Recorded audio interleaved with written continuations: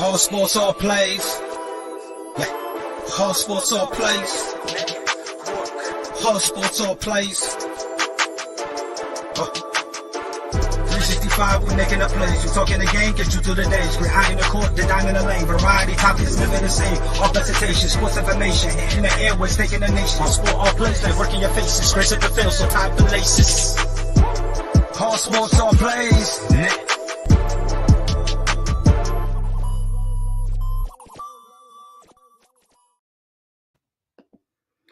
What's going on? What's going on? It's the Touchdown Crew. It's another Sunday. With me, I got my boy Charles.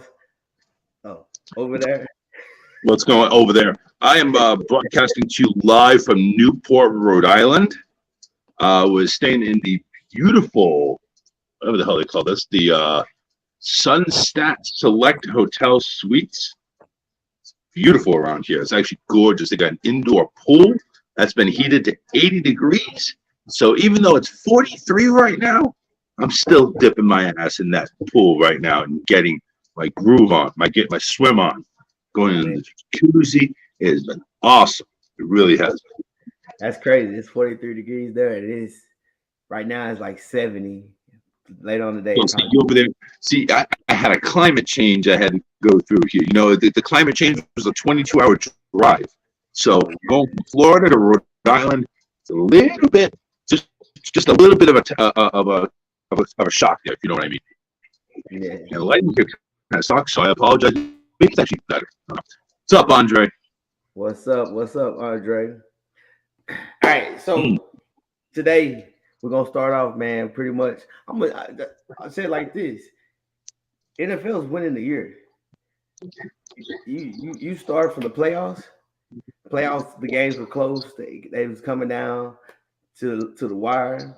You had Cincinnati Bengals who came out of nowhere doing their thing. I mean, you had the Rams finishing, beating the Tampa Bay Buccaneers, beating the 49ers who own the 49ers own the Rams. Then the Rams winning the Super Bowl, close game. Like what? This like 0.2 of a second for being a touchdown. If Darnold didn't make the sack. Then you look at it, Charles, you come into the off season. It seems like everybody's playing Madden. Trade. Like everybody said, forget it. Look, New Orleans Saints, 80 million over the cap. Now they got 15, 20 million under the cap.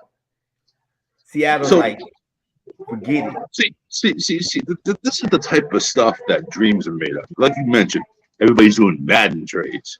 Who in the hell thought Tyreek Hill would go to Miami?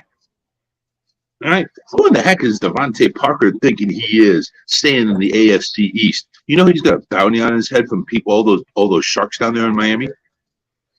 I'm just saying, all this stuff happening, that's just the tip of the iceberg.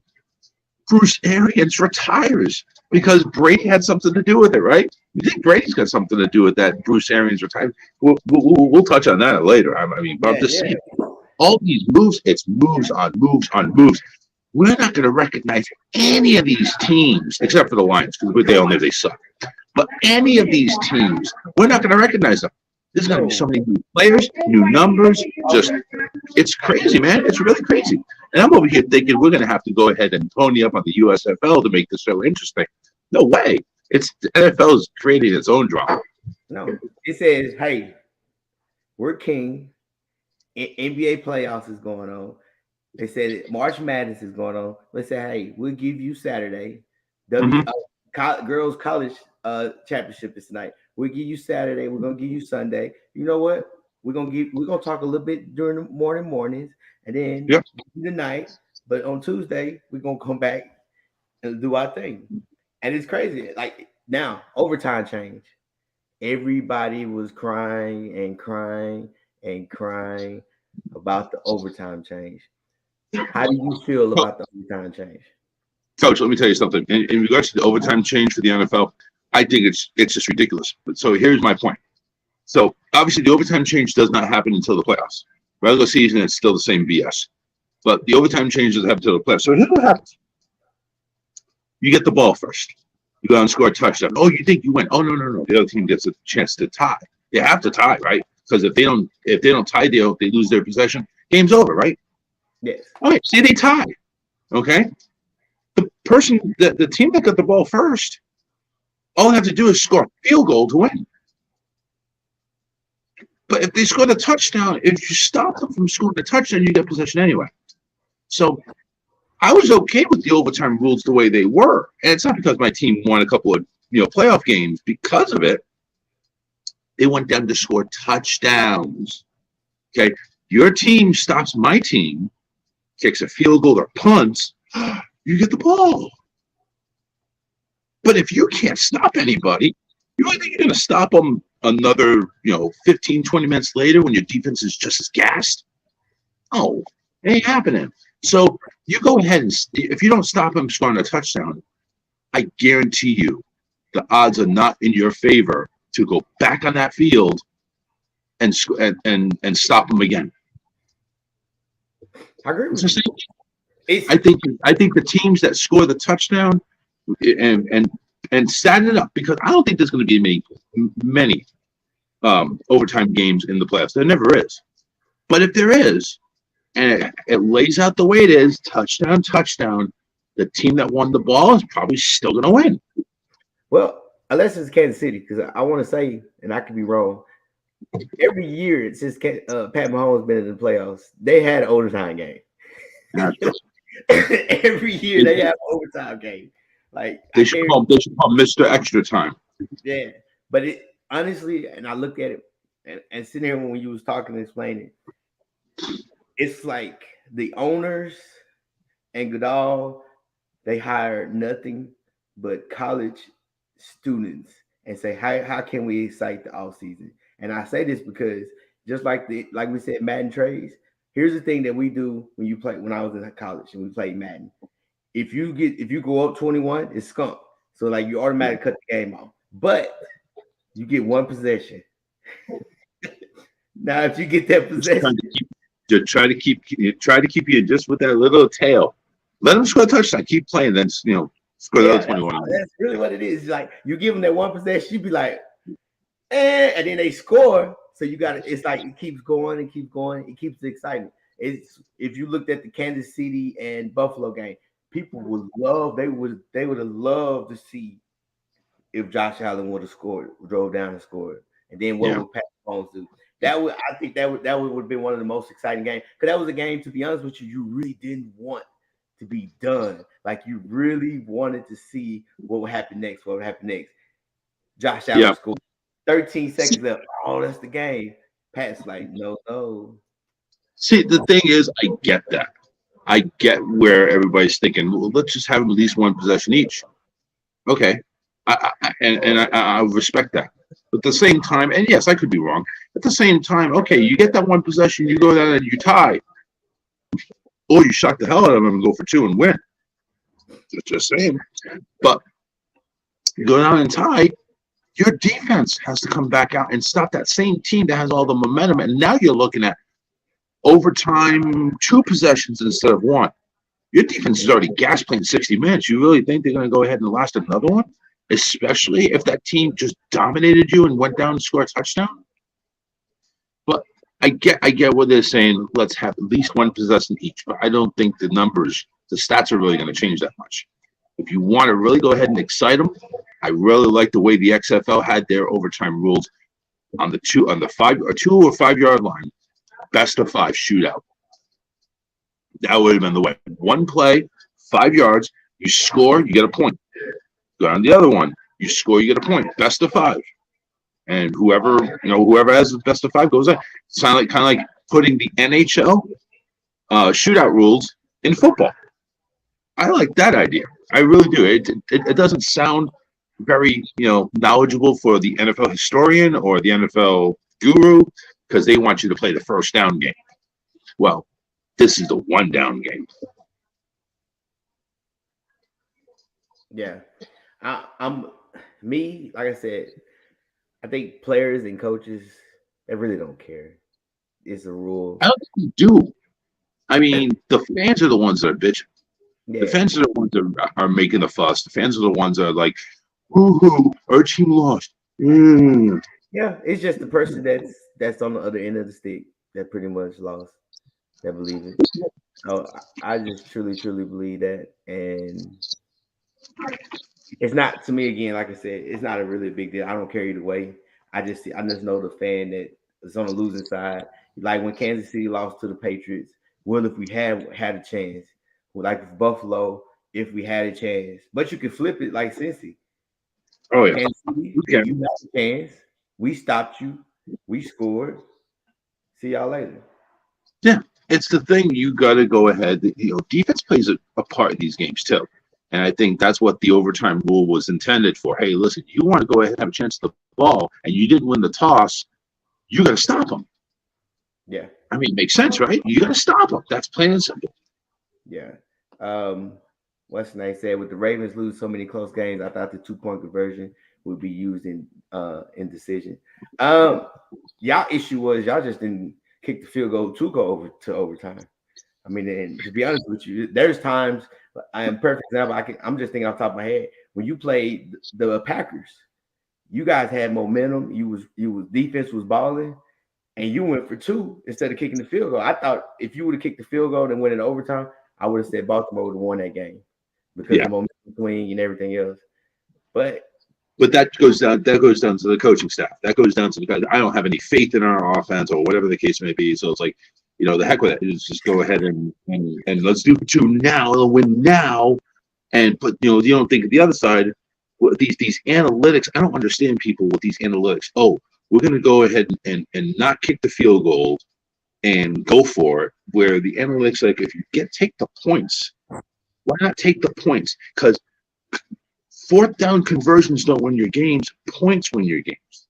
So take the points. If you're not hard up for points, like right now, like say if you're down by 4, take the field goal, get into a one field goal game, and trust your defense. If you have no trust in your defense, you're going for 4th down, whether you're at the 48 or the 38-yard line or the 18-yard line.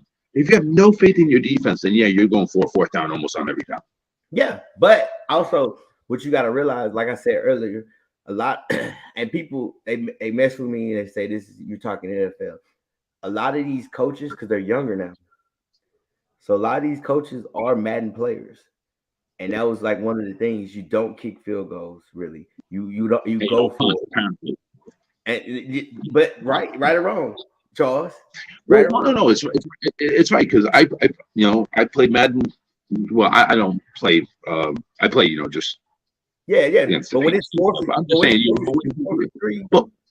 When you're playing against other players, it's like there's no punts. Hey, listen, it's 4th down and 50, and you're on your own 2-yard line. My defense is killing you. I'm going for it. Okay, I'll sack you for a safety, or I'll just let you just come up short, and I'll go for a touch. And it's like there's no strategic play anymore.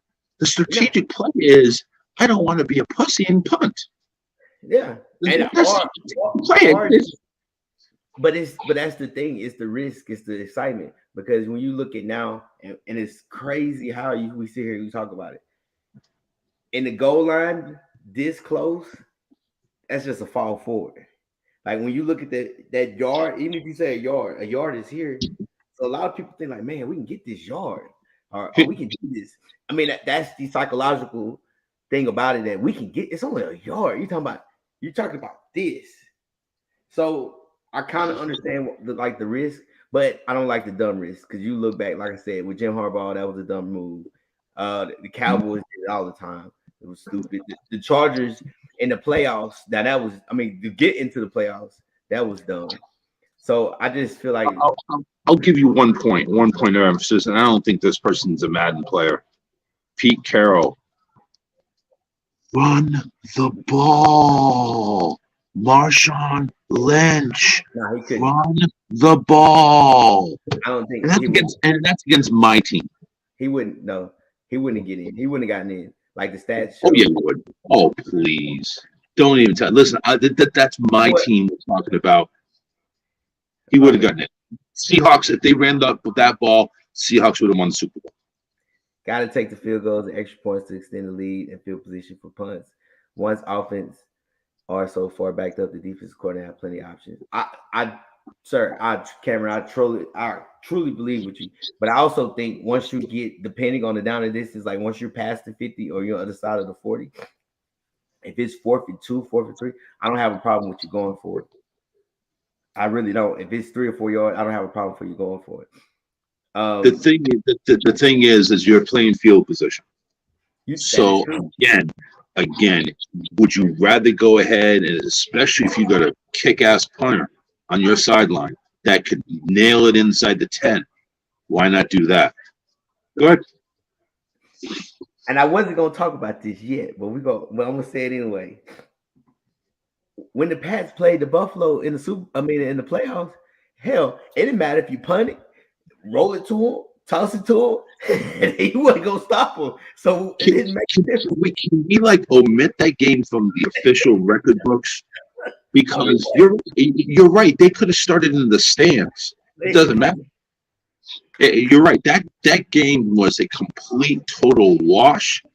We got our ass. I'll guarantee you that locker room come this season. Every time we're playing Buffalo, I don't care if it's a home, away, preseason, whatever.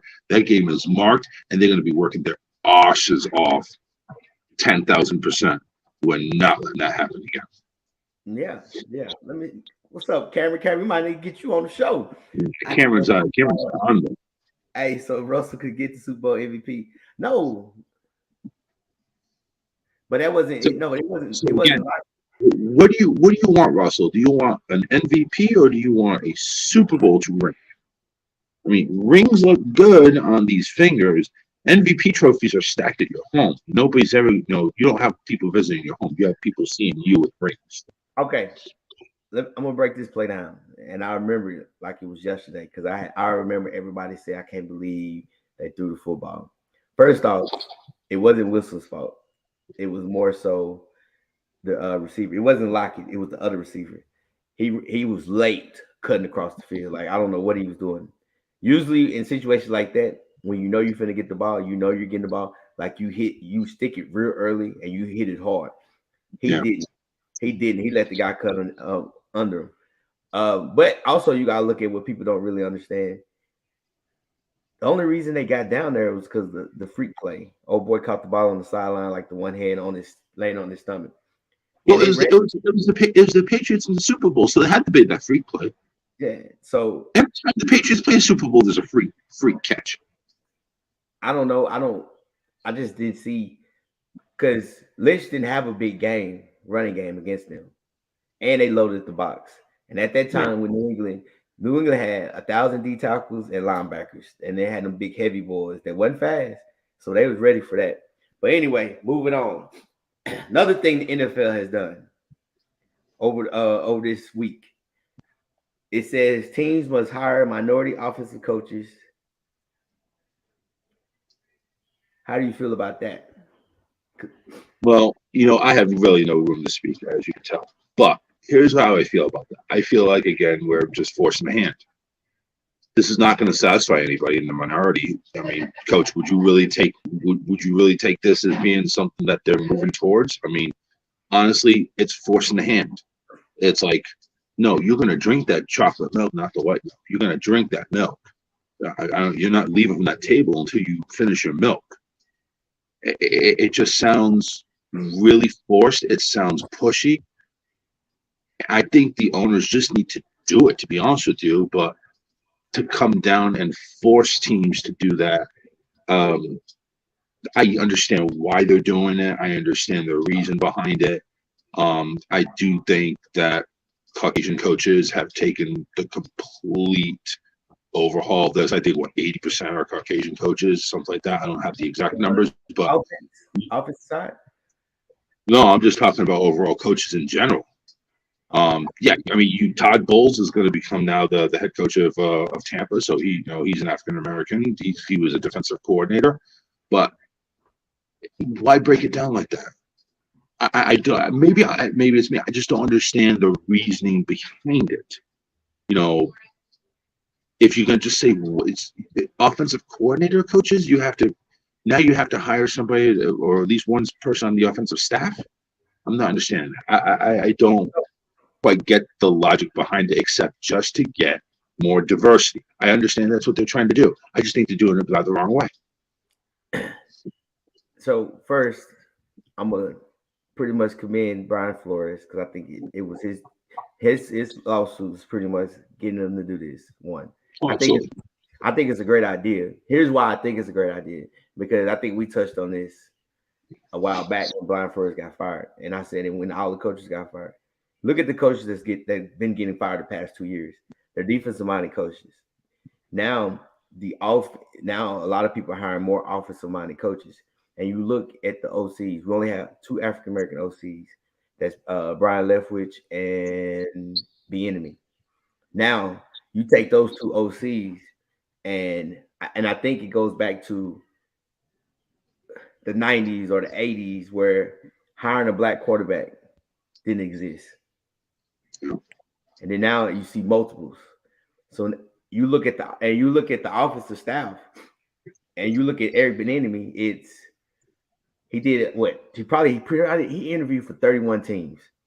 He probably interviewed. He's still where he's at. And he's still where he's at. And you heard me say it was because of Nagy, or it was because he doesn't call a play. Like there's 1,000 excuses. You know what I mean? It's funny. There's 1,000 excuses for him, but we knew the Dolphins hired OC. We know dang well he didn't call a play. The Green Bay hired Denver hired Green Bay, and we know he didn't call a play. Right.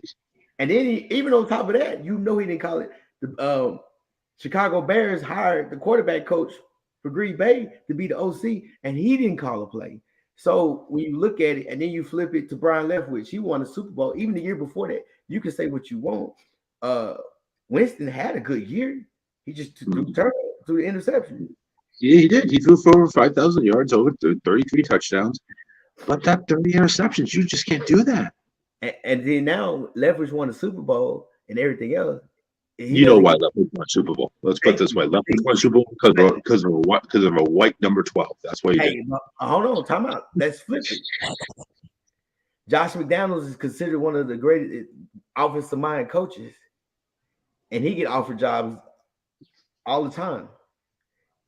You take Bieniemy with Mahomes. You see how much he can do. You take McDaniels when he had Brady. You see what he can do. So it does make you question: how come Bieniemy hasn't been offered a head coaching position? How come he hasn't been offered, unless the money's bad, which I don't think that's the case. I mean, come on, you can't. So how come McDaniels, year after year, he's being talked about as a head coach and getting offers, and Bieniemy has been talked about year after year after year, getting no offers? Because what's the deal with that? You really think it's because of his color? When it comes down to it? I think it's yes. Yeah. And because think about it, you only have 2.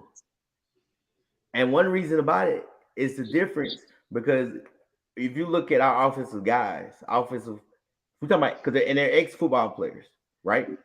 Yeah. You look at the defensive coordinators. All the defensive coaches, defensive coordinators are black, and they play football. We don't have a lot of offensive guys that come back in the league and become an OC. It's hard because you talking about running an offensive system. Because no offense, defense is easy. You're just reacting. Easier.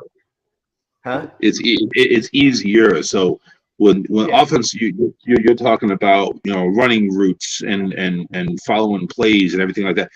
Defense, you just have to guard.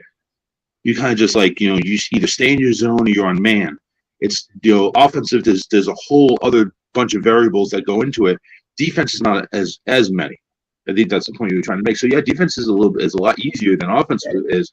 But so the people that do the offensive coordinators, the OCs, those people definitely should be the first people in mind for head coaching, because they have to deal with all this crap anyway. Yeah. And when you're a head coach, it's just that much more.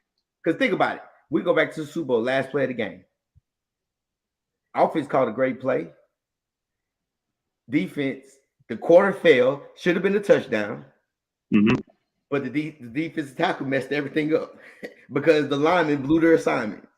But you see what I'm saying? Because like you have great players in certain positions, and you can scheme and to protect them and let them be great.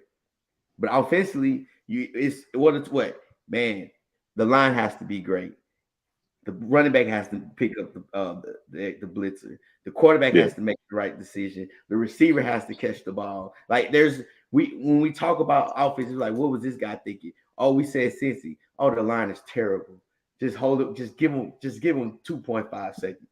Like everybody has to work together, and then you have to figure out how can I hide an O line to get to where I need to be, or I don't have receivers. How can I do this? Or my quarterback, Tennessee. I can't let him go down to a 2-minute offense. But it's true. But back to the point that you're trying to make is the OC has so much more to do. Don't you think that make him more qualified than a DC? I've said that from the beginning. Yeah. So again, it goes back to the rule that the NFL is doing. Why, after all this time, is Eric Bieniemy still an OC? Why hasn't he become a head coach? Now they're trying to go ahead and put more African Americans in the OC position or the offensive side of the ball, I should say, not necessarily the OCs. So are they trying to stack their pipeline for future head coaches that are coming out? Is that what they're trying to do? Because maybe I didn't understand it before, but now maybe I do. Yes, you have to, because think about it, Charles. Defense. You take the playoffs this year. And I'm guessing from the beginning of the playoffs, there were 6-7 minority defensive coordinators. There's only 2 minority offensive coordinators. You take everybody that got hired as coaches, and they didn't even call plays. Like they didn't call plays. And they got hired. So that's. I think it's a whole ruse. The John Gruden emails, and I think I think there's been some things before then too. Everything just opened up the kibosh on this. It's been an issue for the NFL, and with the John Gruden emails, we obviously see a lot of owners, a lot of people in upper management come out, and it's just really ugly when you get into it. And I first off, if I see any type of racial inequality, I would just strip them of their teams, to be honest with you. I mean, that's just not acceptable. But that's the thing. That's why I say I applaud Brian Flores. Yes, brought it up. All this is finna come. Because just like I just said, you look at the stats. How does it that you have even Brian Flores, you take the enemy, you take Leftwich. They've had credibility. They have the stats. But I go back. You hired guys that didn't even call plays. They was a position to coach. You can go back to even with Joe Judge. He was a receivers coach / special teams. No, I take going back to the questionable decision to Brian Flores getting fired after a winning season on a quarterback that is questionable at best, a decent receiver. How do you get fired for having a winning season in a place that you've not made the playoffs since Dan Marino? Or I could be off on. I'm just saying, how do you get fired? What was the issue going on there? There's got to have been some underlying issues, and then you hire somebody that I've never even heard of to go ahead and replace him. Yeah, what sense does that make? No one knew it. No, nobody knew it. Cameron says experience still matters. More people are playing the activation and practice squad movements. Just to have a body out there is the priority. I hear you guys that you missed assignments, but I blame the readiness and prep. Defense is easier, but still have to show up. I agree with you. But what I'm saying is that when you look at all these guys, these are DCs. They played the game.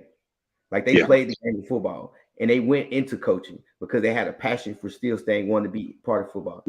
Let's put it this way: if you're a defensive coordinator, this is not you signing up for your first job at McDonald's. I'm sorry, you had to go through the ranks. You had to be a towel boy, then go up and probably be a special teams coach or assistant or something like that. You had to go ahead and get on your knees for a lot of things. Let's put it that way.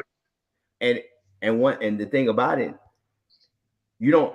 And as a defensive coach, and you just look at it this: a lot of these guys play secondary or linebacker that are defensive coaches. That's in the league. Now, I like this last one. Anthony Price, Brian Flores got fired for not tanking. I don't know if I buy that. I don't know.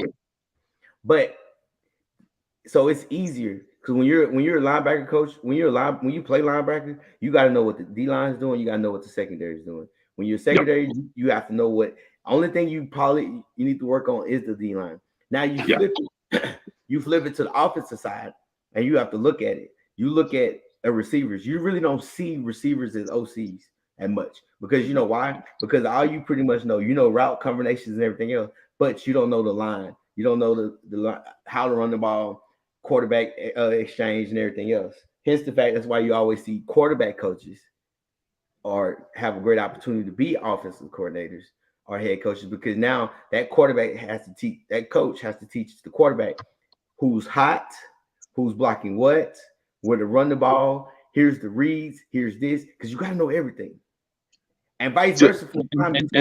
And this is where I find Matt Patricia going on the offensive side of the ball. I don't like that one. Dude, the guy's got a high IQ. Don't get me wrong. He's been known to be very, very, very smart. I don't. You go ahead and do a rookie call, a rookie of the year candidate. Now you have to do a complete new offensive playbook. Or if you're just going to scrap off Josh McDaniels' playbook, I guess. I don't know. But I don't like that. I go from defensive to offense. I don't know. It's going to be a different ballgame. So now, since you brought the Patriots up, so how do you since you brought the Patriots up, so how do you feel about what Kraft said? 3 years not winning a playoff game. Kraft 3 years. Kraft is a spoiled son of a bitch. Listen, I went through 15 years of barely winning 5 games a year. Come on now. Kraft's been through it. Now, listen, don't get me wrong. When Kraft took over, basically he was pretty much handed success. You took over, you go ahead, you take over the Patriots organization, then you hire Bill Parcells. Then you go ahead and draft Drew Bledsoe. And it's like 94, second year he's on the team. 94, you're in the playoffs. Didn't win, you lost to Bill Belichick and the Cleveland Browns, but you still made the playoffs. 95, 96, you went to the Super Bowl. Lost your ass off, but you still went to the Super Bowl. And then you see the trickle down, and it wasn't until a few years later we win a Super Bowl. Now with all that success, 20 years of TB12, just kicking ass and taking names, he became a spoiled coach or a spoiled owner because he has all these Super Bowls. He has the tough decision, first world problems, tough decision. Where the hell are we going to put a 6th banner?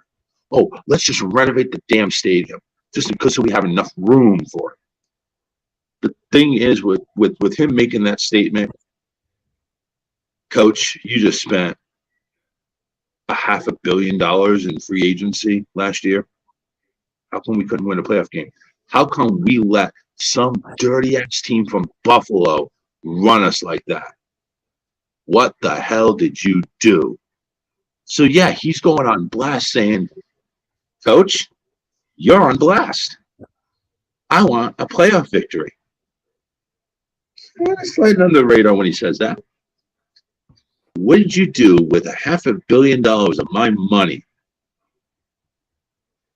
No, Anthony, it does not mean that they can't win without Tom Brady. Because trust me, if they had any type of defense, they would have had a shot at Buffalo.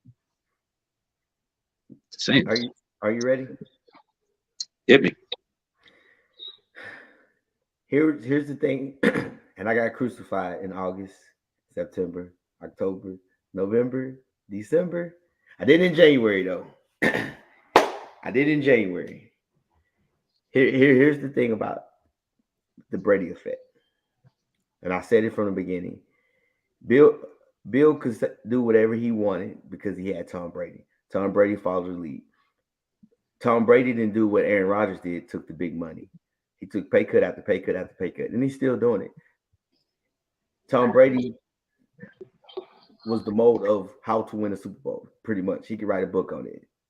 Organizations follow this, players follow this, and this is how your legacy can be. You look at when Tom Brady with the Tampa Bay, when he retired, everybody was like, I'm gone. As soon as he said he was coming back, look, check this out. Godwin got a contract. The lineman got contracts. Fournette got a contract. Like people, and then guess what? And we're gonna talk about the other free agents that's open. And other guys are coming down there because they know if I'm on the team with this guy, I have an opportunity to win a Super Bowl. So that was Belichick's thing, because you know what he did do, and I don't care what you say, he sucked at. He is a terrible GM. You can say what you want, he's terrible. I'm not going to disagree with that. That's why I say I don't think he needs to be wearing the GM hat. I think he needs to stick on the field and head coach, and that's it. But he can't now because y'all put him on this pedestal that's so high. So listen. But hold on. That was why. Wait, let me point out. That's why Kraft is on his ass. He was. I'm tired of losing. And I'm tired of having Tom Brady prove us that he's right, that he can win without Belichick. I'm tired of it. Now we got the golden quarterback for the future. We got a couple of receivers, a couple of defensive players, and a bunch of tight ends. We spent a lot of money. Where is my playoff? Where's my Super Bowl at? He wants to win now. There is no building time. No. He didn't buy that team for that. Yes, and if you go back and look, it's funny. Devontae Hightower's gone. J.C. Jackson, and y'all killed me about how I said J.C. Jackson's not that good. What do you mean? And all this and that. And all of a sudden, you wouldn't even, if he's a top 5 corner, why would you not re-sign him? You let him go. Let's see. You know what? This is what's going to happen. Let's see how he does in L.A. If he does well in L.A. I never said he was a top 5 corner. I said he was good. He was good because he played against the Jets twice, and he played the Texans. So of course, but that's another story. So It's funny. This is the funniest thing ever to me. Kraft comes out with this complaint, and you know what Bill said? Oh, you want to act like this? Well, fine. Call the Dolphins. Let's get Devontae Parker. Let's trade for Devontae Parker. Now, and everybody knows me, and everybody thinks I'm like the world's biggest Bill Belichick hater. Not just. It's okay. You can't be. It's okay. No, I always say facts. But I'm going to say this. Devontae Parker has elevated your offense, because now with your 8 running backs that you guys have, we know they're going to load the box, and Devontae can beat the 1-on-1, because if you look at Devontae, he's not a speedster. He's built like a damn tight end. He like 6'3", 6'4", 220. So that's a big body, big range for your quarterback to throw the ball. So that was actually a good pick. I mean, you wasted the 3rd round, and we know how Bill loves his 3rd and 4th round picks. So we know how Bill does in 1st through 7th round picks. Okay, it's let's just give me the dice, and I'll put my money on the pass line and hope I get a 7 or an 11. That's pretty much what it is. But check this out.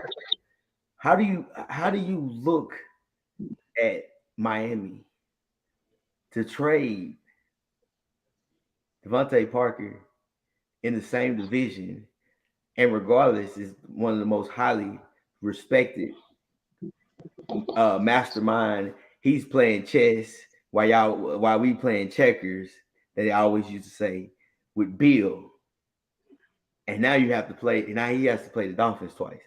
Like you, that is so disrespectful. Or is it we know for a simple fact matter that I see your secondary, Patriots. I see my receiver core. We're gonna make this a relay, a track race, track meet. Mm.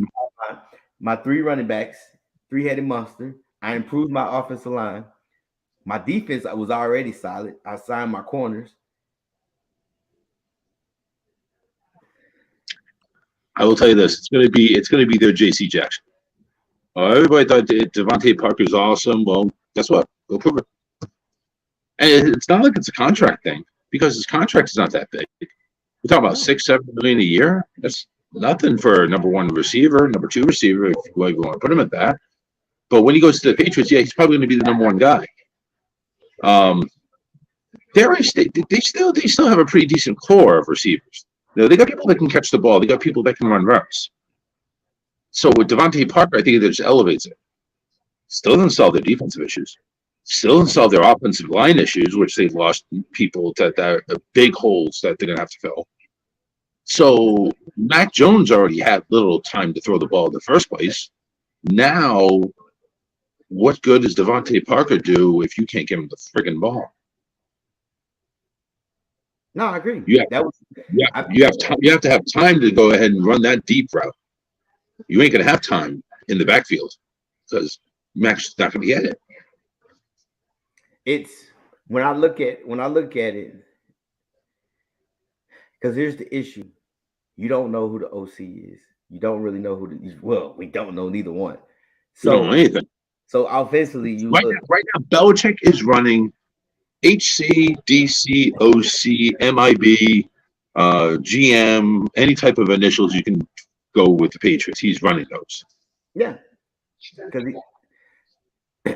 And having Devontae Parker, like I said, that's a big body. So I see a lot of slants.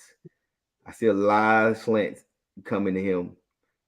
Pretty much you're just going to throw it across the middle because you're going to load the box. You'll load the box because Buffalo. I like him down the goal line though. I like him. He's a 6'2", 6'3", big guy. So I like him in just going up and getting it. I mean, he could be. I'm not saying he is, but I'm saying he could be a Randy Moss type person. Not the same speed, but hear me. Not same speed, but I'm talking about a big guy that Mac Jones can throw it up and he can go get it. Okay, I give you that. I said that. I'm not saying he's a speed burner. I'm just saying he can get it. If you look at him, and he's a tight end. He's built like a tight end. He's a big body. But the knock also with him, since he has that big body like that, is the hits. Because they throw it high and he goes get it. He's a guy. He has great hands.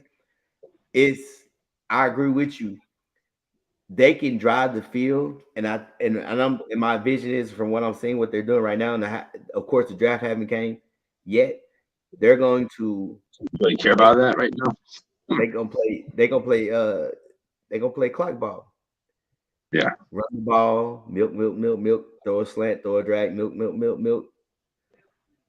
But the issue is, you flip it to the other side.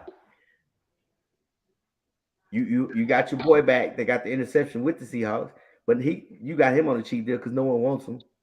I don't think he's going to do much. Here's the thing, and the problem I see is this, and I think we need to jump off the Patriots here. I apologize for even bringing them up. No, we're just going through the trades, baby. It was on the list. You don't act like you see it on the list. With the Devontae Parker trade, we needed wide receiver help. We understand that. And I think we got it. Is this guy going to be a deep threat? No. I mean, he could be.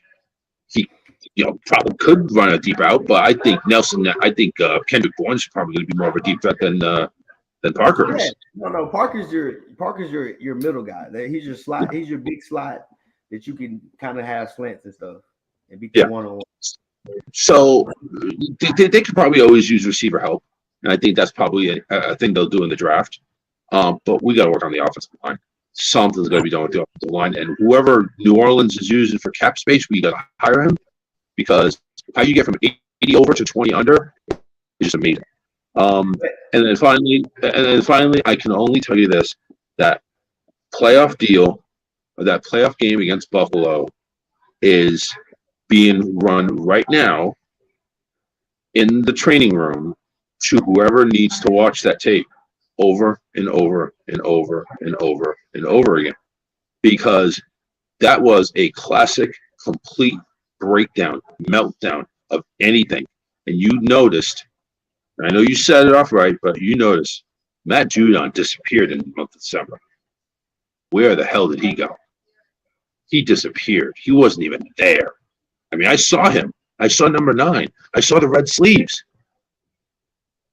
But it's like he wasn't even there. You know where he went? They ran at him. When you run at somebody, it's hard. It's hard. It's hard to start to do a pass rush. So they ran at him. You couldn't stop the run. Yeah, y'all couldn't stop the run. So then what happens? You have to bring a guy down. And it was a terrible game plan. But enough of the Patriots and me bashing them, because I should have the right to, since I got bashed for 4 or 5 months. So I still have like 2 months left of me bashing them. But anyway, anyway, my boys, Tampa. Yeah, your boys. Yes. So I'm gonna break it down. I'm gonna go ahead and get a drink here while you go ahead and answer. Yes, sir. February. Brady retires. Oh my God. Huh? He didn't retire. He retired. I know. No. That was April Fool's joke in February. Yeah, he's like, everybody's like, oh my gosh, what are we gonna do? So then people they scatter like roaches. All the players going everywhere else. Let's go get this money. Boom, all of a sudden, you looked at your phone, Brady's back. Everybody came back. Jesus is back. Brady's back. No. Yes, he is. Brady's back. So, and it was funny, and I want your opinion on this, because I'm very, very, very curious about it. And when it says Brady and Bruce Arians beef was the reason why he disappeared, what do you think? What is your take?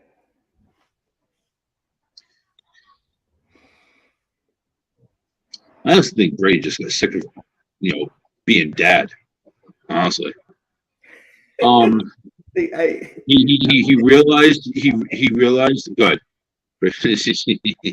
Go with football. I don't need this. No. So it makes you wonder. Brady comes back for retirement, and then all of a sudden, Bruce Arians gets off of the front office position. I mean, it makes you think, man. Like, why would he do that?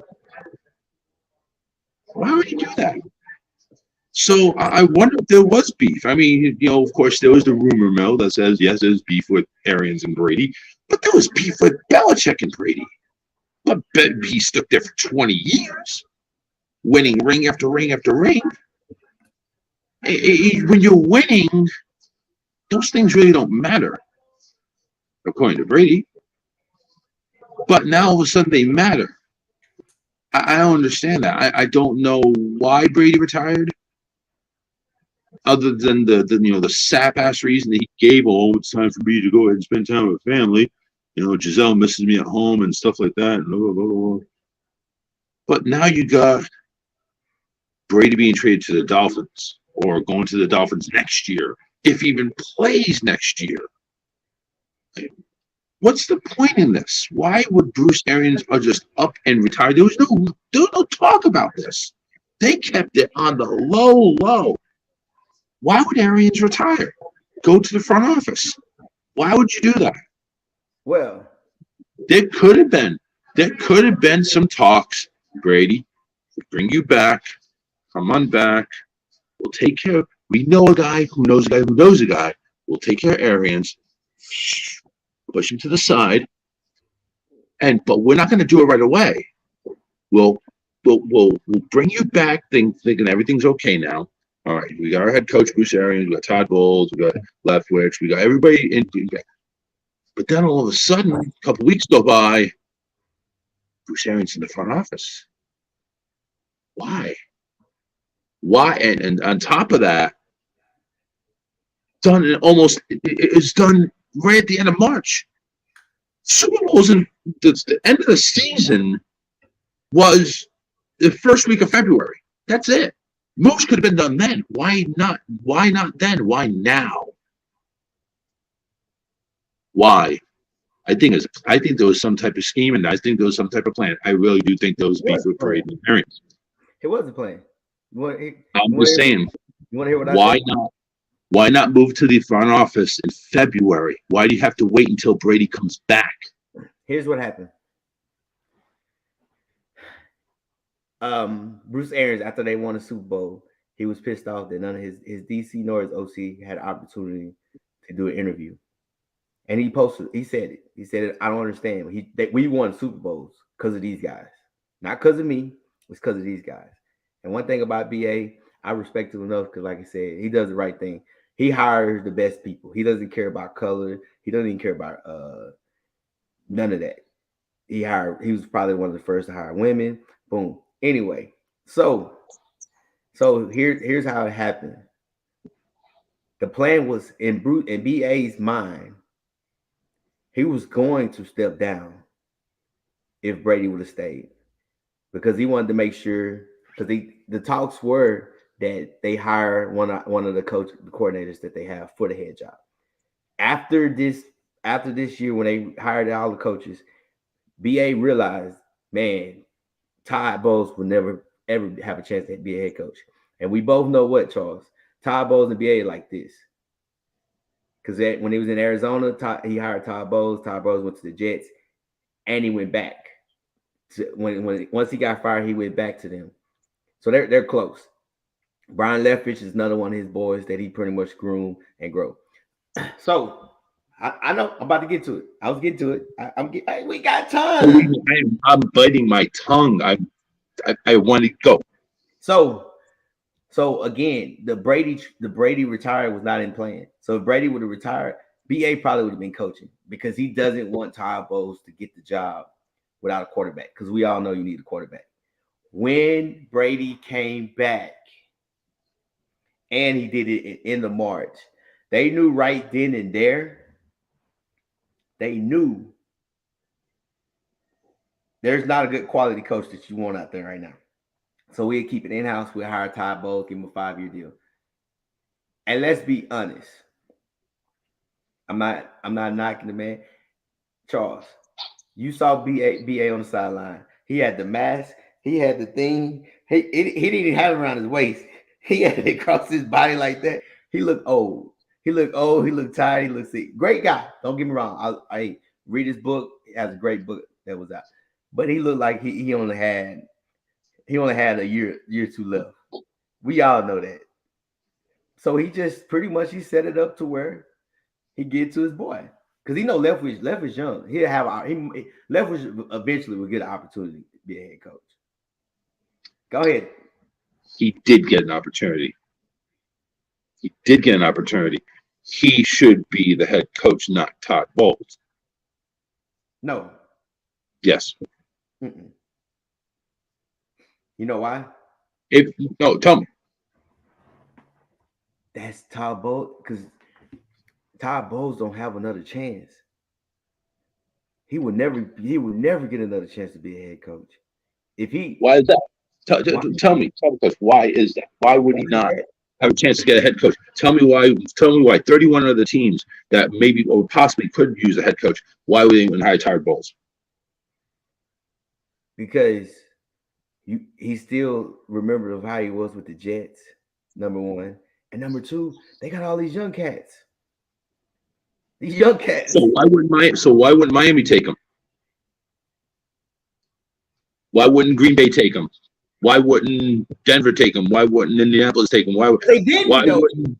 I'm just saying. Why wouldn't Todd Bowles be interviewed for a head coaching position? Just because the Jets. He was interviewed, but he would never get it. He will never get another head coaching job.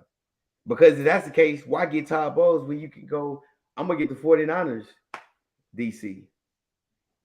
So why would you? Okay, so let's put it this way. Why give a head coaching position to somebody that is undesirable everywhere else? What does that say about your team? That you're going to go ahead and give Todd Bowles, who has been interviewed but does not seem, unless we're going to go ahead and bring it all to color. If that's the case, then I get it.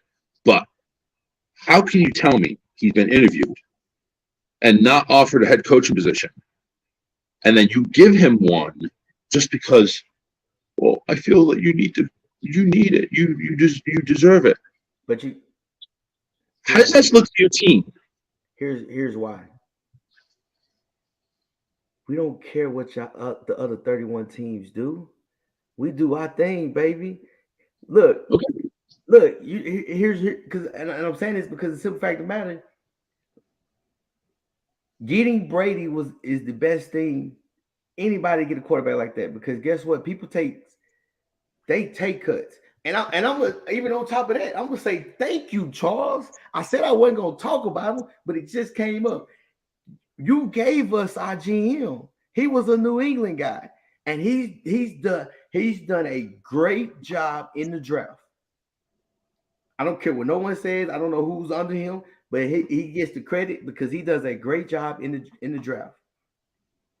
And he let the head coach, BA, create his team. Look at that coaching staff. I said it from the beginning. We're different.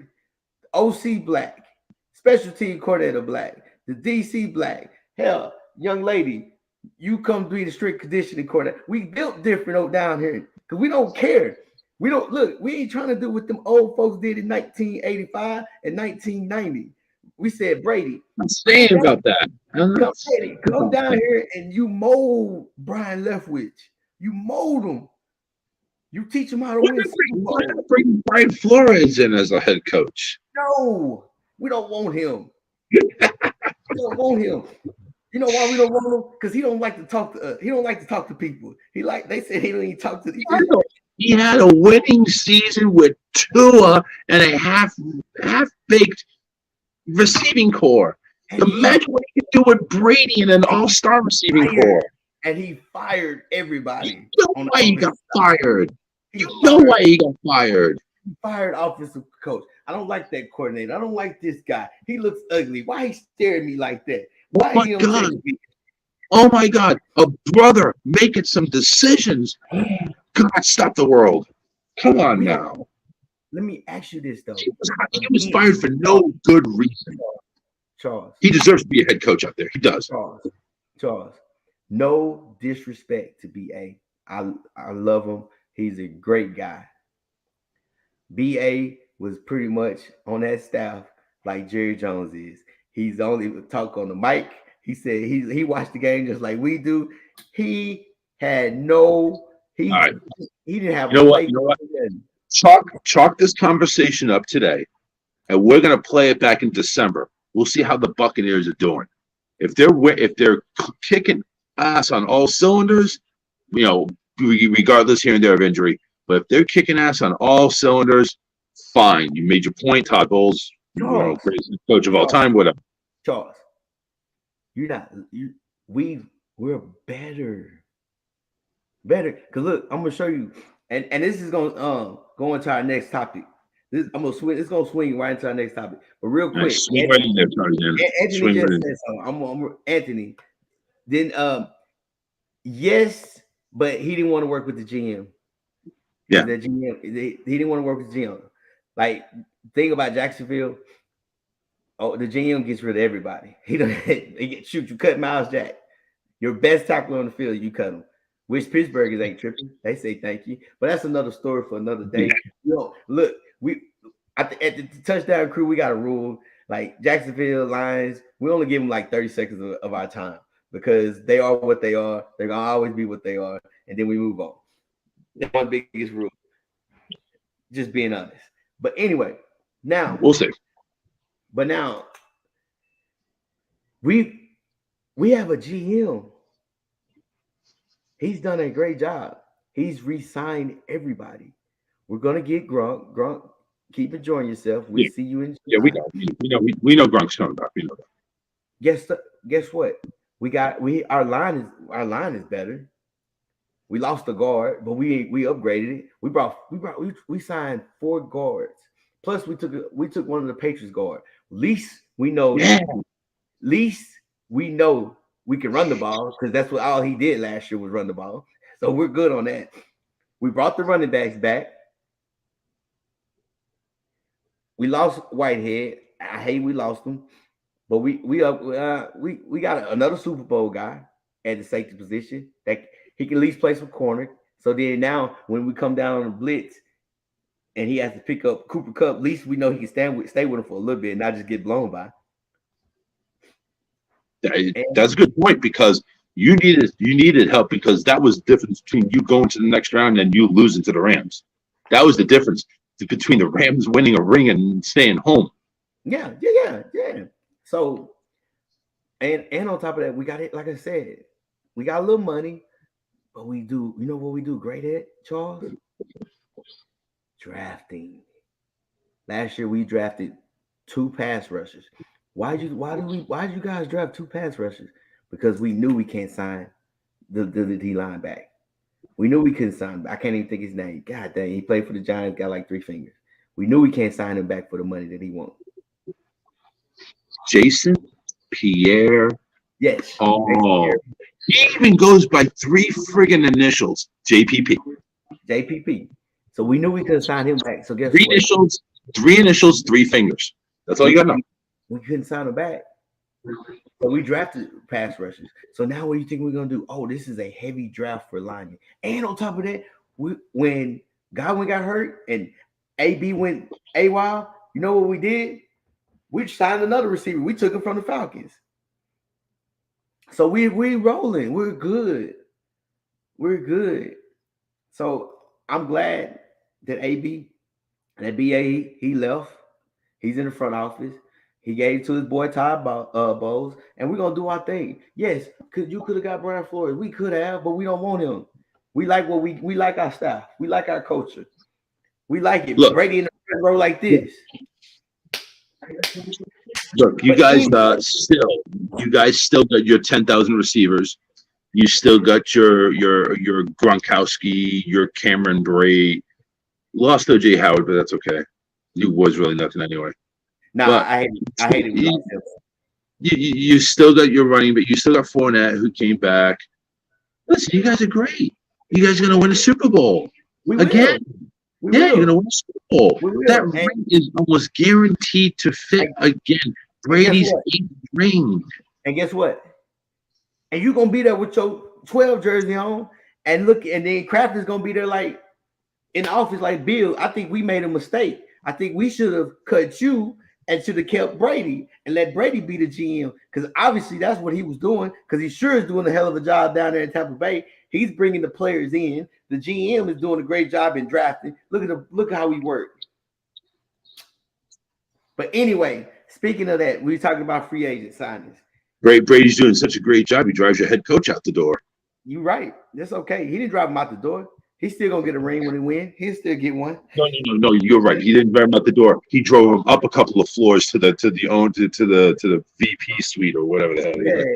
He's in the front office now. He's not gonna sweat wearing 50 pounds of accessories around his chest. No, he's gonna chill in an AC office watching the game.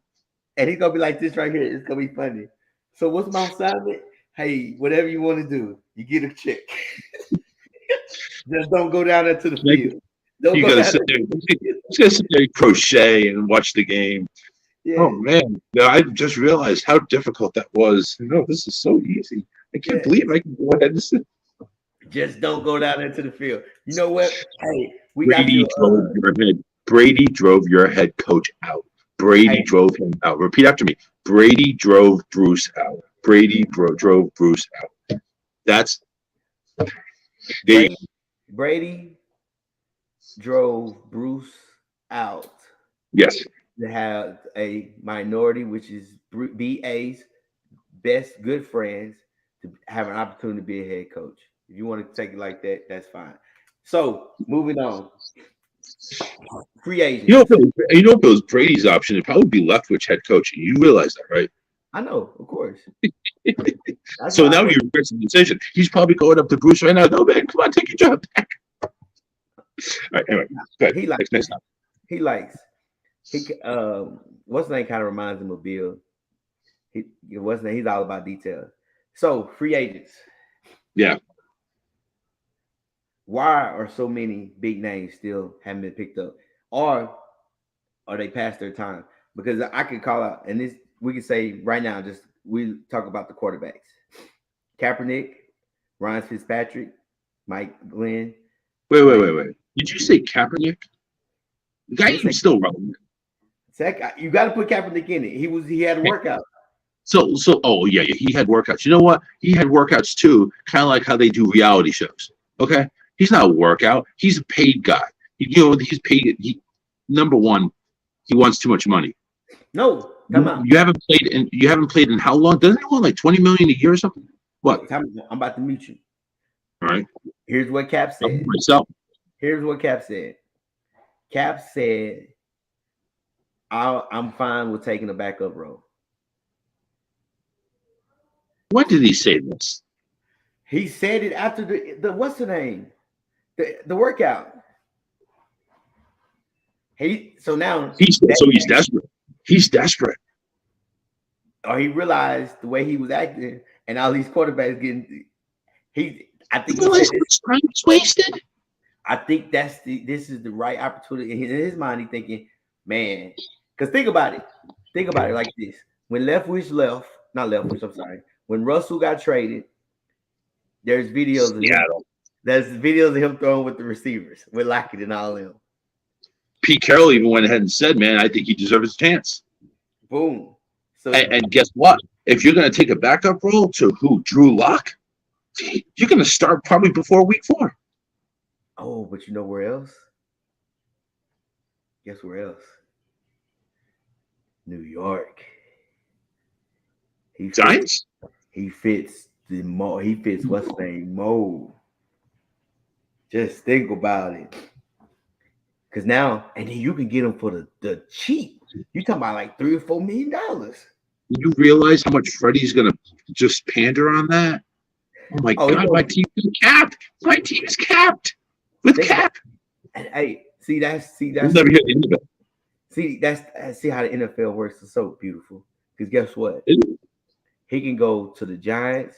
The Giants was accused in the whole Brian Flores, and they say, hey, here we want to give this guy an opportunity because we realized that we messed up and this and this and this and that. And then you know something. You know something. Here's you just said you love the NFL. You know what? I gotta agree with you. I love the NFL in regards to this because where else in the world will people say, "I'll take a pay cut to play for you. I'll take a pay cut just to have the opportunity." You don't see that in baseball. Baseball, like if you don't give me $30 million a year, I ain't stepping on the field. I'm not showing up for batting practice if I don't get $30 million right now. Basketball, forget it. $50 million a year or something like that, just so I can go ahead and shoot a ball in a 10-foot rim. Where else do you have a formula, a free agency, salary cap that's so beautiful that keeps teams like the Bengals able to compete in the Super Bowl? Even the Detroit Lions, if they cared about their team, probably could compete this year if they were able to manage everything right. Mm-hmm. It's wonderful. You don't see that. You don't see that in any other sport. Any other sport, forget about it. You already know who's the teams that are making the playoffs. You already know. Just forget about it. So yeah, I think he has an opportunity. And I named 2 teams, Seattle and the Giants. Because that's I like seeing him in Seattle, though. I like seeing him in Seattle. Because Seattle, he reminds me of Wilson, where he can scramble, probably scramble better than Wilson. He doesn't. I don't think he's got I don't think he has the deep ball like Wilson does. He I don't showed think it. anybody has He deep had it ball. like, of course not. But he's Cap was an athletic guy. He's a baseball. He was a baseball guy too. So let me ask you this. And I'm gonna name them again: Cam Newton, Ryan Fitzpatrick, Kaepernick, Mike Glennon, Blaine Gabbert, Geno Smith, Joshua Dobbs. I'm gonna stop right there because I'm not gonna keep going. Do you think any of these quarterbacks would be on a roster? No, Cam Newton, I think, is done after his whole "I'm back" chant, and then his subsequent season where he was sharing time with an XFL quarterback. Now he's done. Ryan Fitzpatrick, I'm very surprised he hasn't found his 30th team to play for yet. I mean, it's only a matter of time before he inks a deal somewhere because he's got the agent to the stars. It doesn't matter. Listen, do you got a third string backup role? Let me tell you about Ryan Fitzpatrick. You know, he'll save you money on shaving equipment because since he doesn't shave, so don't worry about it. He's good. He knows how to throw the ball. But did I mention this guy's name is Ryan Fitzpatrick? You must have heard him because he played on half the damn teams in the NFL. So let's go ahead and sign him to your team. Make it another notch on his belt. So you look at that. But no, the other ones I don't see anything going on because either. Unless they sign the backup roles, and that'll probably be like later on after the draft. After the draft, where the quarterbacks and the high positional players have gone, we'll see who's left, and then, like I said, that's where I see Fitzpatrick signing is probably after the draft. Yeah. Okay. Wide receivers: Odell Beckham, Julio Jones, Emmanuel Sanders, Jarvis Landry, AJ Green, Cole Beasley, Will Fuller, Sammy Watson, John Ross. I'm gonna stop at that. Most of the first two, OBJ and Julio, is injury and age. I think both can still play, and I think they're probably asking for too much. I think they're looking for the moon, and they're not going to get the moon. Not for somebody that's injury prone and or old. So I think they can still play, but again, that's something where you may see these guys, be signed after like week 10. But if they want to start, I mean, they're going to have to lower their standards on money at least a little bit because they have to realize we're taking a risk signing you. As far as like Watkins and John Brown, again, all these cats that you mentioned can play. All of them can play. It's just a matter of who's got space on their roster and who needs it. Is there a need? Is there a system need for this person that's playing? Because remember, these receivers, a lot of receivers are system-based receivers. They are going to go and they're going to fit to a specific system. If you already have guys that are ready to go, and listen, how many times can the Patriots probably go ahead and sign Julio? Julio has been linked to the Bucs. OBJ has been linked to a lot of teams. But the thing is, OBJ is injured. Serious injury. He may not be the same OBJ when he comes back. I'm sure he'll play, but he's not going to be the same. Julio can probably still play. He's not the Julio of old, though, but he can go ahead and get maybe, a half a dozen targets a game and still be a threat. It's all depending on the system that the team needs. You have to have the system, you have to have the cap, and you have to have the chemistry. So, and it's also on the opposite end, too. That is all on the team's end. Now, the player has to decide, I don't want to play in Atlanta. I don't want to play in Denver. I don't want to play for the Chicago Bears. It all depends on everything. Everything has to be a match. And those are a lot of receivers, a lot of names that could find their way on spots. But again, probably after they take the young, hot rookies out there in the draft. Yeah. I think I'm going to say it and say it again. The receiver core is about to be like the running back core. Like the money's going to start dropping. And I say that, and you have the 3 big contracts. You're going to have your stars like them. The Tyreek Hills, who's a freak of nature because you run 4-1. I mean, you got Devontae Adams. He is what he is. He makes things happen. He Mr. Reliable. He catches the football. But after that, like I said, Julio Jones.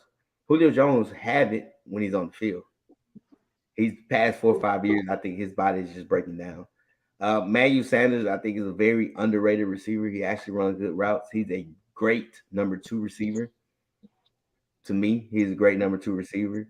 Jarvis Landry, he's a blocker. He's a blocker. He's a block guy. But some teams need that. Jarvis Landry can still catch the ball, but yeah, you can be used as a blocker. Some people need he's a blocker. He's a blocker / possession guy. AJ Green,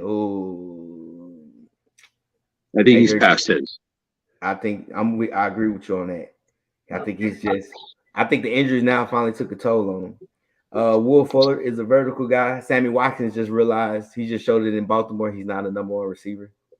Can't be a number 1 receiver, so there's no need to have him.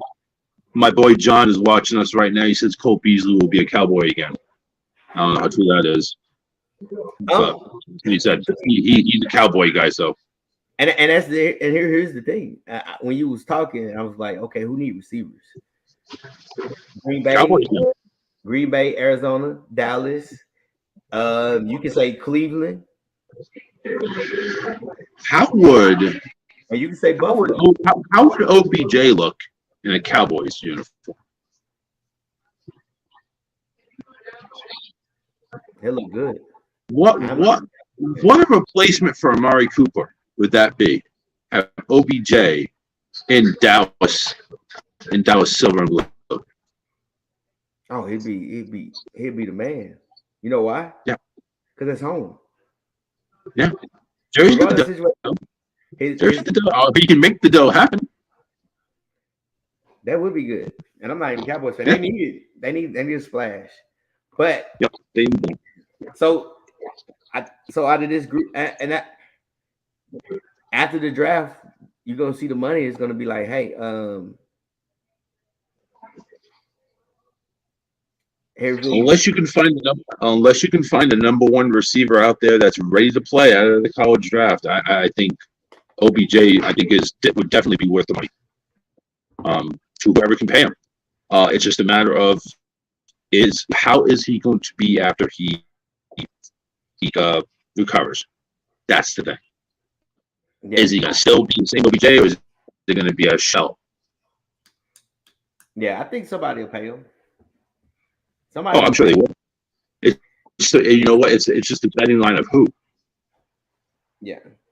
Running backs: Melvin Gordon, Sonny Mitchell, Alex Collins, David Johnson, Darrell Williams, Sony Michel. Yeah, him too. Sonny Michel. And Jerick McKinney. What do you think? You know what? I would love to see Sony back in the Patriots. I would love to see that guy back. But I just think we got too much. I mean, we got Stevenson, who's a badass, second-year player. Damian Harris is already shown. We got James White back. We got little JJ out there, the little tiny JJ. He says about 5'5". He can just go ahead and run between the linebackers' legs. But yeah, Melvin Gordon. I'm surprised Melvin Gordon hasn't been taken. And again, I think Sony can be a number 1 guy, or at the very least, getting down to the goal line, just pound it in. I would think like Atlanta would take something like that. They took a shot at that one guy from the Rams. I forget his name, but yeah, none of those other guys really shout out at me. Just from a running back's perspective, they didn't really shout out at me like, "Hey, sign me." Yeah, I'm with you. I think that maybe mid-July or late July, early August, you might start seeing some running backs get picked up just for the simple fact training camp, injuries, and everything else. Yeah, and I think that answer right there. I mean, it's an answer I've given already, and you've given it. I think that answer is going to apply with a lot of these free agents that were wondering why haven't they been signed yet? Because they're waiting to see what they do in the draft. And I think once the draft ends, it's like, okay, we didn't get crap. All right, let's go after OBJ. Oh man, we needed that one big guy in the running back. Let's go after Sony, or let's go after Melvin Gordon. We need a quarterback, man. We need a backup quarterback. Let's go ahead and get the beard. It's some point in time after the draft, they go ahead and lay down their roster of what's in front of them, and like, okay, who do we need? Let's see who's available. Yeah. I like Anthony's comment there. The XFL starting. I'm just thinking they just all go there. Yeah. Yeah, why not? You know, to be great, Cam Newton in the XFL. Oh, he will put on a show. See, but that's going to elevate his ego way too much. It's like, oh man, I can play with these cats. This is the XFL, not the NFL. You put him on the XFL, Cam Newton's gonna put on a show. Matter of fact, Yes, he'll sell tickets. Let him be an owner. That'd be so cool. The owner, GM. There's no owners. There's no owners. There's no owners in the XFL. It's a single entity. Not yet. Not yet. It's always going to be that way. That's the only way these spring leagues can survive. That's the only way it's going to be. That's the way the USFL is. Here you go. Tight ends. You got the Gronk. You know he's not somewhere. You got Jerry Cook, Jordan Atkins, Kyle Rudolph. I like Rudolph. Eric Ebron and Jimmy Graham. I like Rudolph. Jimmy Graham's out there. Isn't Jimmy Graham like 50 years old or something? Yeah, he's still, but he's over the hill. Yeah, Eric Ebron and Rudolph are the two guys I like. Besides Gronk. Gronk we know is staying in Tampa, but it's not. I like Jared Cook. Yeah, Cook is good. Cook can get open. Cook can, he's a short yards guy and a blocker. I kind of like that. I mean, it's crazy. Like when I sit here and you look at these lists, you look at all these guys, these names, like Jared Cook. Jared Cook was still an important piece for the Chargers. Kyle Rudolph, it was just a debacle at the Giants. Gronk, of course. And then Eric Ebron, he was still an important piece for Pittsburgh. Well, Kyle Rudolph with the Giants was debacle, but when it was the Vikings, he was awesome. It's just, again, it comes down to where you're going to fit in the system. And having a good quarterback also helps, too. Yeah, 100%. But don't worry, Tampa. Let me see. I'm going to go back. Ebron, Cook. Yeah. Rudolph. If Gronk don't come back, come down here and get you one of these. So where's Gronk going to go? Cincinnati? He wanted to play with that young kid. No. He's going to retire. If he doesn't go back, listen. Gronk plays with one guy. He said it. I'm going to play with my boy, my dog, my ace, Boom Coon. That's it. Nobody, I'm not going, if I'm not playing with Brady, then guess what? I'm going to watch him on the sideline because I'm chilling. But if he don't come back, we'll take either one of you guys. We love it. Come down here. You know what I'm saying? We don't play no games. We keep everything in-house. They have rumors about us all the time. So you live like a rock star. Yeah. Oh yeah. And you get to have that little 5-10 minute podcast with you and Brady sitting in there with a little blow up pool. I mean, that's cool. I love that. I love that segment.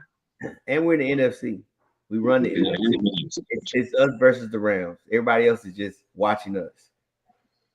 So come on down. I would like to say the Packers too, but then again, no. I don't know who Rodgers is going to throw to. He gonna be like anybody. Now moving on, we can talk about offensive line. Dwayne Brown, Jason Peters, Quinn Spain, Billy Price, Eric Fisher, Nate Soldier, ex-Patriot. To be honest with you, lineman's gonna get picked up probably close to after the draft. They're probably close to training camp because one thing, everybody was in such a need of a lineman. So these guys are gonna. I think that if they want to play, they'll find a job. They'll get some money.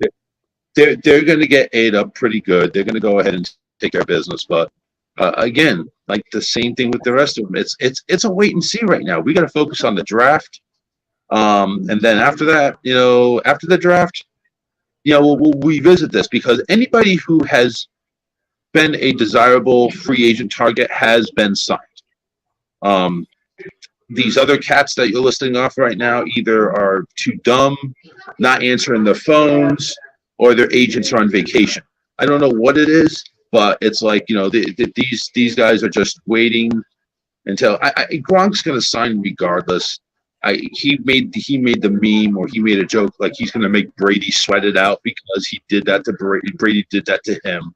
So Gronk will be back, and if he's not, that will be a shocker. That will be a surprise if he retires. But no, Gronk's coming back. We already know that's the one almost guaranteed that I can see. I know Odell Beckham's going to find work. I know Julio's going to find work.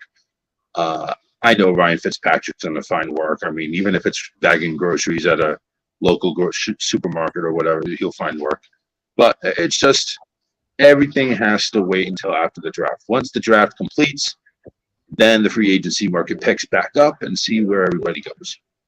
Yeah. And like they said, worst case scenario, they play for the XFL. That is true. I agree. Sitting there looking at, even on the defensive side, you have Akeem Hicks, you have Calais Campbell, Sheldon Richardson, Ndamukong Suh. How do you not have Ndamukong Suh or Sheldon Richardson signed by now? Well, that's why, because we're waiting to see if there's any young blood in the draft that we take. Yeah. Javon Clowney, Justin Houston. Oh, Jadon Clowney is injury prone, just like his brother J.J. Watt. It's like anybody that came from Houston Texans is like injury prone on that line. So Jadeveon Clowney, he's injury prone, so I can understand why people would be hesitant on him. Jerry Hughes, Melvin Ingram, JPP. JPP.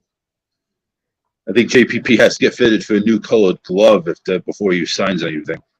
Yep. Devontae Hightower, Kenny Young, Ogletree, Kyle Van Noy. That's your boys. Tyron Matthews. Tyron Matthews surprises me. I would have thought somebody would have jumped on him. So either there is some flaws in his game, or he's not desirable, or he's asking for way too much. I'm surprised nobody's picked up on him. I think a lot of it is he's at that point where his body's, because he's small, he got a small frame, so his body's deteriorating. Yeah. But he only got like a few more years. So I don't know. He can still play though. He could still play. No, I'm not saying it. I just hope that a lot of these guys are not trying to think, because of all this money that was getting thrown around, and you believe that you deserve that amount of money. No. When you're at this stage right now where you still have not gotten signed, you better not be looking long term, because if you're looking long term, you're probably not going to get the deal you want. Yeah. He probably. So we'll see. Like you said, after the draft, a lot of these free agents are gonna say, okay, they go kind of reflect on their life. Do I want to retire, or do I want to take anything? Do I want to do a 1-year deal and prove it? And which is probably what most of them are going to do. They'll take the 1-year minimum, and or a budget deal, or maybe an incentive-based deal, and just prove it. If you feel that you're worth it, then go after it. Prove it. I mean, if you can put up numbers, you do it. Receivers, they're going to have to rely on the quarterback, though. But defensive players, you're on your own. You make your own money. Yeah. Yep. You is right. Yep. So. Well, I appreciate you taking the reins today, man. Yeah, I mean, I guess I could have done it, but I didn't want to. No, it's all good. It's all good. I think it's time for me to hit the pool, though. But yeah, man, it's this time, man. Enjoy the family time. Hey, we'll be back next Sunday. See what else is happening. What weird trade or whatever is going on. Anything else, Charles?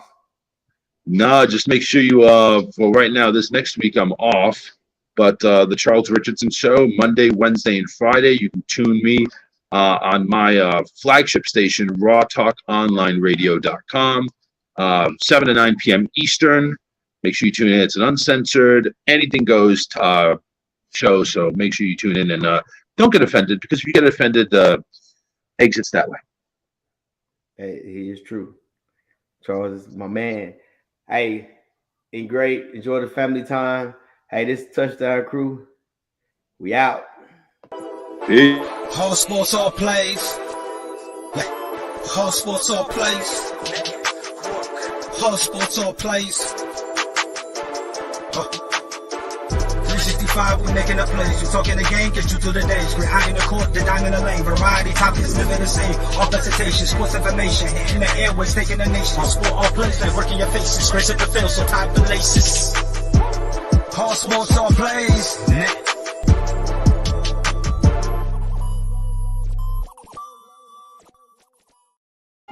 Cleaning tips.